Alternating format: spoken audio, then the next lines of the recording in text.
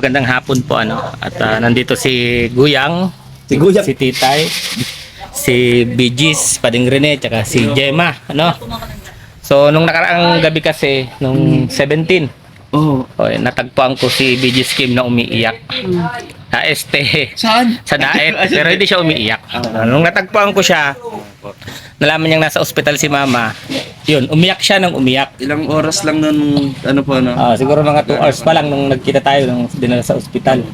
At nalungkot siya. Ngayon, Kim, ang tanong, ba't ka naman umiiyak nung nalaman mo nga sa ospital si Mama? Siyempre po, di ba? Kumbaga, di ba kumbaga sa tagal po ba natin sa mga ating lahat, pati si nanay. Siyempre, ang turing din sa amin ni nanay, parang apo ganyan. Tapos nung oras ba yung pumunta po ako dito, so talaga yung hinahanap po bago ako. Kaya di ko akala na yun na pala yung huli namin nakikita. Pinipilit mo pa akong pumuntang ospital. Oo, talagang sabi ko, puntahan natin. Kaya lang, di naman pwede pagkagabi na Tapos, pumasok doon, basta-basta. tinat ko si Trixie, yun, ganyan. Umulan. Oo. Lakas ng ulan. Yun na ako nakapunta. Check na umagahan na lang pagising ko sa Nagtataka na pala yung mga kaharap namin at si Kim. Pagulhol talaga, umiyak talaga siya. Kami dalawa lang magkaharap. Siyempre, lola baga po natin yung wala naman tayong ibang pinagahan. Kaya gano'n na lang po baga. Yung lungkot, ulat. Kung gaano yung kalungkot na natin lahat. Siyempre, yun din sila, Rachel din. Lahat, kayo yung mga anak. Anong may miss mo kay Nanay Maring? Siyempre, unang-una yung pupunta dito nung nangadyan po sa dito, nakadungaw na. Tapos, nakangiti na, nakasalubong na, mamanuhan mo. Yung hagalpak, yung tawa niya. Yun, ayayain kang kumain. Ganon. Ayan, si Pading rin naman. Padi, anong may miss mo kay Mama? Miss ko kay Nanay Maring yung alok sa akin na kakain na. Tapos, May kain na dyan, no? lagi ka nung hinahanap pag nawawala ka eh. Tapos pag hindi ka kumakain, yun siya. Tatampo. Hindi ka na kumakain dito. Oo. Doon po ako nagkain na sa may kanto. Di, minsan pag lumalabas yun, tapos nakikita niya yung motor mo dyan. Nag-aantay pala siyang pumasok ka. Tapos tinatanong niya, si Rene. Sabi ko, di ko rin alam, kakalabas ko lang. Tapos sabi niya, hindi na ngayon nag-aagidigdis ako. Sabi niya, tapos minsan maghapon, di ka na nakikita. Tapos andyan lang talaga. Tulad nung may trangkaso ka. Ay, may trangkaso ako. Di ba nakalatitay ka lang? Kaya man ako maghihiga-higa dyan kila Pating Risan at mga babae, mga anak.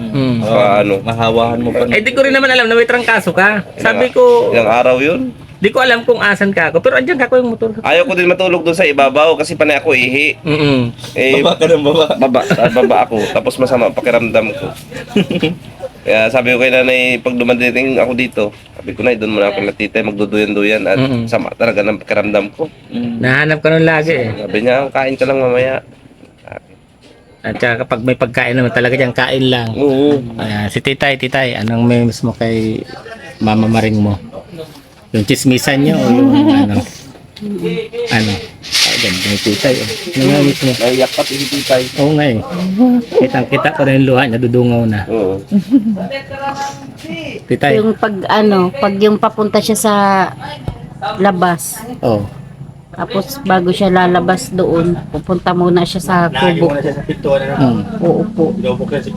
Magkukwentuhan kaming dalawa. Tapos mamaya tutulugan niya. Oo, nagkukwento ka. Kwentuhan. Tapos maya nagpipikit na yung mata niya. Tapos sabi ko, natulog ka na naman dyan. Kaya naantok ako. Saka yung pupunta siyang daladala niya, yung pangkulay niya. Papakulay sa iyo Mapakulay sa akin ng buhok. Napatina ng buhok. Bago yun nagkasakit, nagpakulay ng buhok yan eh. Bago pala nagbagyo.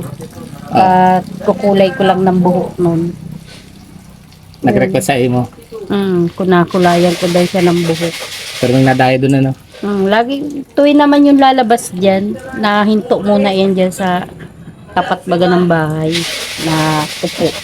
Ano nga pinagkikwentuhan nito habang nagkukulay ang kaunang buhok? Secret, walang clue. Yan si Rizan daw. Ano? Bugi. Si Rizan daw yung pinakagwapo niyang anak. Tapos, Pangalawa si Daddy Donut. sunod. Wala na kasi dalawa lang naman yung anak niyang lalaki tapos inampon niya si Rene. Gwapo din daw si Rene. Oo. Gwapo din. Ang nag-aaral din si nanay. Yun pala, hindi makakalimutan ni ano. Lagi Si yan. Titay. Si nanay Ayan, lang pati po. Si Miss Gemma din, syempre. Ano pa? Mayroon pang pahabol? Ano pa? Ay, ubo. Inubo na. Wait eh. Grabe man ang pahabol mo, ubo. Ano yan? Yun ang di mo malilimutan, ang pag-ubo. Pag-ubo. Grabe Yun lang naman. yun, Daddy D. Si Gemma naman. Si Gemma, anong di mo malilimutan kay mama? Ngaya ko. Hindi, miss ko kay Mama Maring S yung yung boses niya. Yung pag madumi dyan sa kusina, nagsisigaw na yan.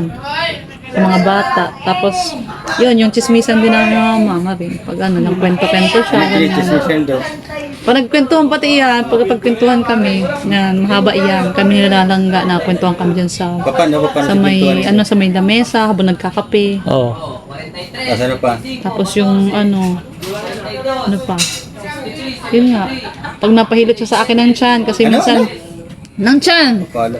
Kasi pag minsan mga kalangga pag siya nag-inom siya ng gamot, parang yung niya yung hangin sa tiyan. Parang nahihirapan mag-digest. Nakaraan nung nagsabi sa akin yun. Na hinilot mo daw siya. Na daw siya, yung hindi daw siya nakatutunawan. Di ba, pinanguya ko ng bayabas. Tapos binigyan ko ng Kremil S. Tapos sabi ko na yan, kamusta na? Okay na ako. Hinilot pati din ako ng Gima. Yung tiyan ko. Ano sinabi nila tungkol sa Gina? Hindi kaya kasi naninigas yung tiyan niya, naninigas. Sabi niya, baba mo lang kanya, ibaba mo at parang wala. Sabi niya yung nahihirapan siyang huminga. magkakawig daw sila. Ugol mo tolo. Kamukhaon pa lang kami. Pareho mga kayo maganda ni Mama Maring. Magkamukha daw sila. Magkakawig. Grabe naman yun. Magkamukhaon pa lang kamong duwa. Yan, siguro si Titay talaga ang maraming karanasan kay mama. Matal daw yan kung nagkakasong kumalan. Marami. Kasi, Away bati sila yan. ay, hindi. Isang beses lang. Ay, isang beses lang ba? Lula Maring. Haloy. Pero haloy. Haloy. Pero pag nagkakabati man, Oo. Gadot hanggang lubot. ay grabe naman. Grabe yung pagkakabati man yan talaga. Pero ano naman si Lola Maring kasi nung unang napatira talaga ako dito. Talagang grabe man bagay yung closeness namin ni Mama mo, Aramanido yan. Kaya nung magkaraukan kami ng buot ni Lola Maring, sobrang sakit din sa akin. Dahil lang yun sa tutong na maluto. Dahil sa tutong na maluto. Dahil niya ako tinawaan ng tutong na maluto. Bakit nagdilig ka po? Naglili siya. Anong tutong? Oh, nakunan nga to, sana may anak to na yung anong tayo, pahabol. Habol. Menopause. Oo, pusal baby. Baby. Tsaka si Lola Maring talaga yung kumbaga parang naging nanay-nanayan mambaga talaga dito. Kaya nung talagang napatira ako dito, naka-close ko man talaga siyang maray. Oo. Kaya yun man din yung mga memories na namin na hindi ko rin makakalimutan. Kaya tapos yung baga Daddy D na bago siya dinarang ospital. Oh. Hindi ko rin kasi akalain na ganun yung ka-worse yung sitwasyon na nung hapon na yun. Kasi nung umagang nagpunta ako dito, nagsabi pa siya sa akin na mahidang siyang nebulizer. Dahil nga nahidapan siya, sabi ko yung iyo. Eh di ko man na siya nasiringan ka itong hapon, gawa man baga ka itong kay Silin, din marami man baga ng Sa hospital din. iyo, nag-aram ko na lang na dadaron siyang ospital, nagkahilingan kami ni Nini saka ni Mabel duman sa may kanto, na dadaron nga ni niya si mama niya sa ospital. Kaya sabi ko, ha, bakit ganun ba ka-worse na? Sabi niya, iyo, sabi niya, kaya ni Mabel. Kaya yun, kumbaga day na kami nagkakwentuhan day ko na nahiling si sitwasyon ni mama mo ka itong aldaw na ito. Kaya nagulat ako pagkaaga na nag-chat si Nini na ano, Wala na. ayos na si ano, mama mo. So, nalulungkot ka ganyan. Ay, iya man, pero may man, seryoso man na ano, nakakalungkot man talaga. Baga inot na inot, ang mga aki, si Nini. Dahil, Parang hindi mo na nalulungkot si titay na pero, ano pero may mga baga sindang magkaibahan ni Nini. Mm.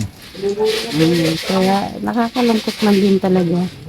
Baga nasanay kang mahili mong yaon dyan sa may terrace. Maski di mo makaulay, masisirit mo. Maski turog lang ano. Iyo, maski turog lang. Kaya man si mama mo kasi naturog ng ano, ng araw ka ito. Kasi sabi niya sa kuya, nahihidapan daw siyang ano, makaturog ng mas banggi. komportable ka doon. Mas pag nakahigda daw siya, garuda siya, dahil nakakahinga. Kaya minsan nga ni daw natukaw siya sa may gilid ng higdaan niya na ganyan siya o kasi doon daw siya nakakatulog. Kaya lang sabi ko nga ni sa iya, at yan man lang, mapasubasog ka yung nga ni daw minsan yung nangyayari. Araw ko ito na minsan nag-aram siya yaon na siya nakatukaw sa ibaba. Kaya ito pag daw, mahiling mo siya dyan pag nakatukaw na ganun tunga talaga. At turog. Kasi yun lang parang bawi niyang makatulog siya. Gawa na ito ka ano niya, ka sa puso niya. Kaya iyak man din na ano ni Lola Maring baga. Yun lang ang sabi mo titay. Yan. Tapos si titay po lagi nagluluto dito gabi-gabi. Ano, gabi-gabi din niya napuyat. Kahapon na high blood. Nahigad Muwi. ka. Ano, na high blood tsaka gabi. Pagkaluto Sa pagod na high blood yan. Mahirap na po. Dapat Oo. mga Oo, lagaan yung talagang pagluto ko katawan. nung after nung macaroni, nagsabi, si Aki ko man ang nag-ano, nagsabaga, sabi ko, kamundo baga ano, Gemma, nagbilin Kami na lang ako. nung si kaso. Sabi ko Magpakain sa mga naklamay kagabi po. magpahinga talaga ako. Nag-ano ko pero ang paoy na maray, tapos, ano, ginaganot akong malilipot. Kaya pag-abot ko kaso hapon, nagkaptop rin talaga ako. Kasi nag-alas pa kayo ng hapon, di ba? Naglakad pa kayo ng papel. Di naman ako nagsama nun. At may ginawa na baga ako yung egg sandwich. So, kami lang po nandito. Tapos mga classmate ni Hazel, may nagbibinggo yan. Ayun si Ma'am Nancy Vergara. Tapos si Ate Si Mercy. Malay. Ayan, kami ho ang magkakasama dito sa bahay ngayon umaga. So yun po, yung mga nasabi nila patungkol kay Nanay Maring. At sa susunod yung iba naman, yung mga apo ang tatanungin natin. Tayo.